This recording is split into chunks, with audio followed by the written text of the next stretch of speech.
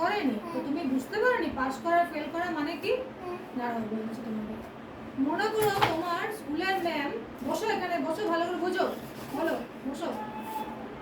তোমাকে তাকাও, এদিকে তাকাও, তোমাকে স্কুলের ম্যাম এবিসিডি লিখতে বললো, ঠিক আছে?